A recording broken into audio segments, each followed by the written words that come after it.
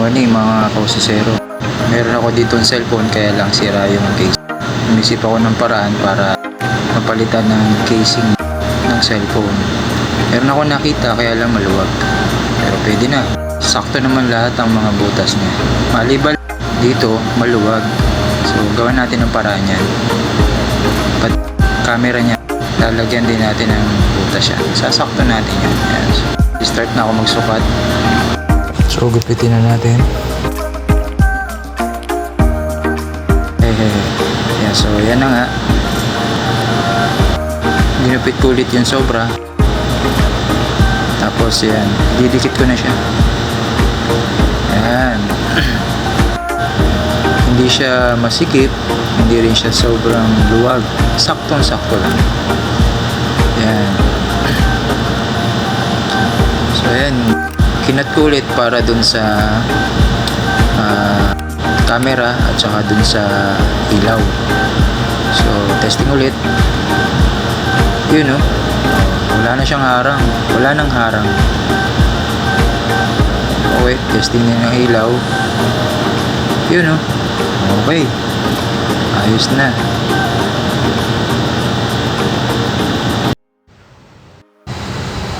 Ito naman yung 220 na electric fan. Gagawin ko 12 volt. Gamit ang 12 volts na motor. So ito, kinakalas ko na siya isa-isa.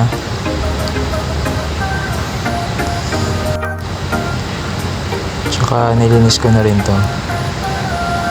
So wala na to. Wala na rin to. Tatanggalin ko na rin to. Palit.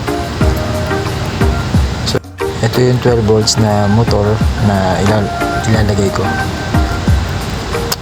Sinukat ko na rin yan, tapos binutasan para sakto sa paglagay ng bagong motor. So tinesting ko para mas okay. Okay naman yun. So ito, magwa-wiring na ako. Ihinangan ko na rin ang bawat connection. Siguraduhin lang na tama ang hinang at walang loose connection. So ito na, may magko-connect dun sa switch niya. Ito pa rin yung wire na gagamitin ko. Yung dati niyang wire.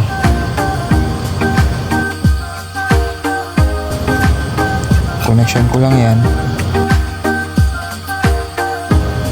So ayan, testingin ko ulit para sigurado na walang problema.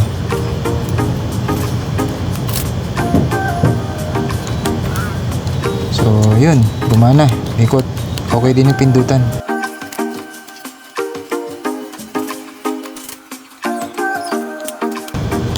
So yan, assemblein ko na siya para matest na agad, magamit na.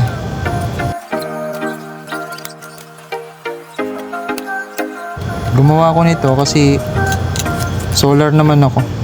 May solar ako sa bahay. Kaya ito, para tipid na rin sa kuryente. So testing ulit.